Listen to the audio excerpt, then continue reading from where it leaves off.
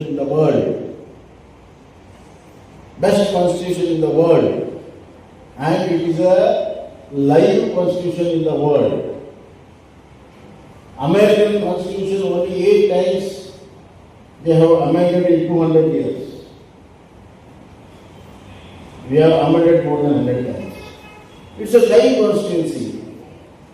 It takes up the challenge of the day and gives solution through the debate in the parliament and enactment in the parliament.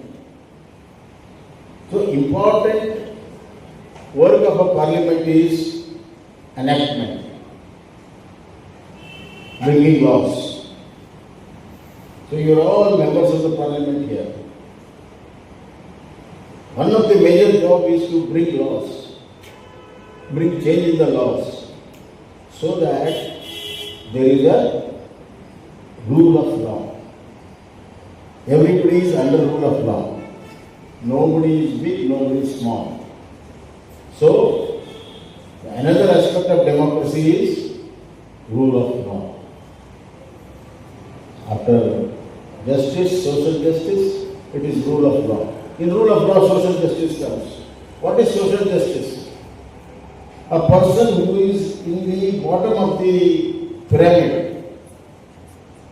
a farmer, a worker, a poor man, a Dalit, a woman,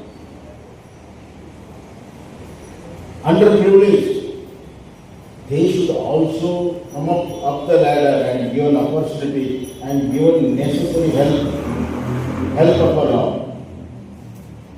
So social justice is another important aspect of democracy. So you are all sitting in a parliament with great responsibility. So when you get up and speak, you should remember that you are representing your constituency. The Indian Parliament is a representative parliament. You are not speaking for yourself. You are speaking, you are representing the feelings of the people. You have been elected by the people to represent them. So you have to talk with responsibility. Scoring a point is one thing, but giving solution to the problem is very important when you speak. When you become member of parliament, your shoulders will be broad, responsibility will be broad, not your head. Lot of people, the power goes into their head. You should never allow the power to go into your head. We are not super citizens. We are one among the common and blessed enough to represent the common. So it is not a privilege, it is a responsibility for a parliamentarian. Great deal of responsibility you have to work in the constituency, in the parliament. And when there is a challenge to democracy, you should stand up against any act which is going to destroy democracy. You have to fight it out. You should never tolerate injustice. Never, never ever. In one's life, two things are very, very difficult to follow.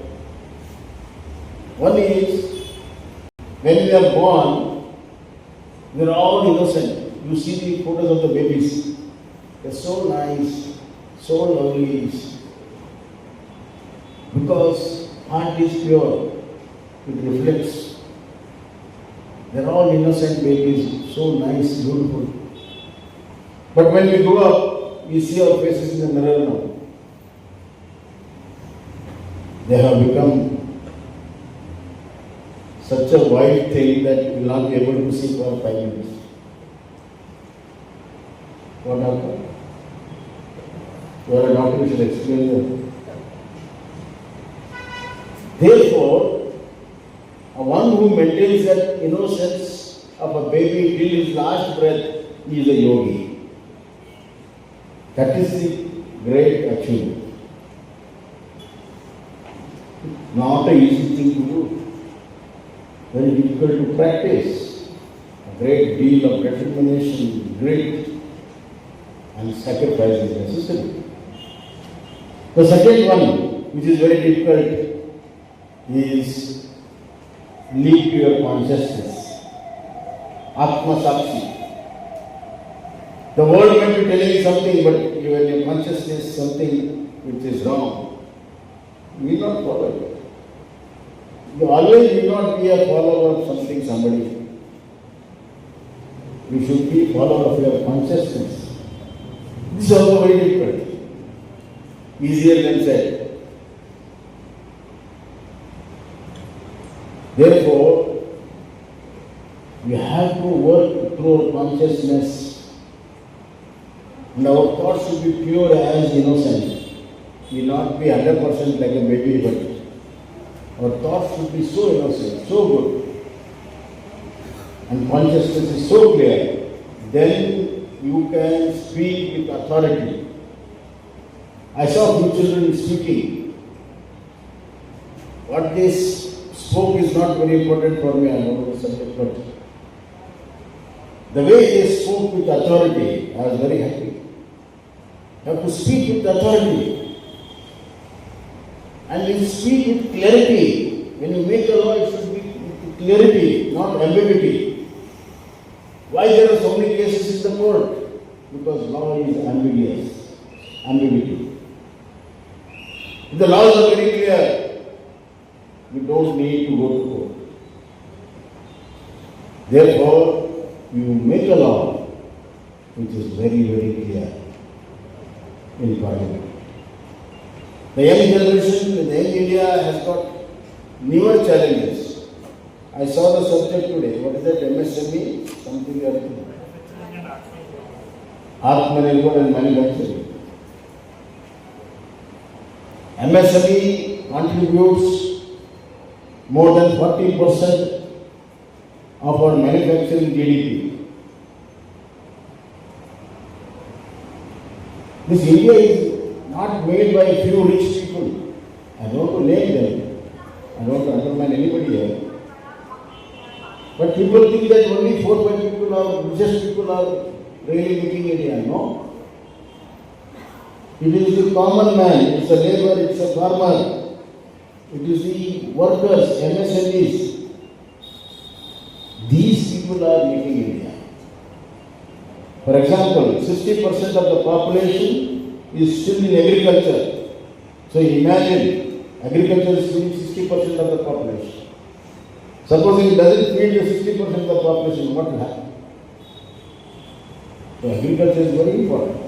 1% growth in agriculture will give 4% growth in MSME and 10% growth in service. There are 3 sectors of economy. One is primary sector, that is agriculture. The secondary sector is manufacturing. The third sector is services. Each one is interdependent. The movers and shakers of our economy are the bottom of the pyramid. I might be a chief minister. I can sanction 100 crores for a road. That doesn't make any difference. It's all in paper. But when somebody realizes that in a scorching heat, that labor puts the asphalt on the road and roll the road and make it for the vehicles to move on, then the economy moves.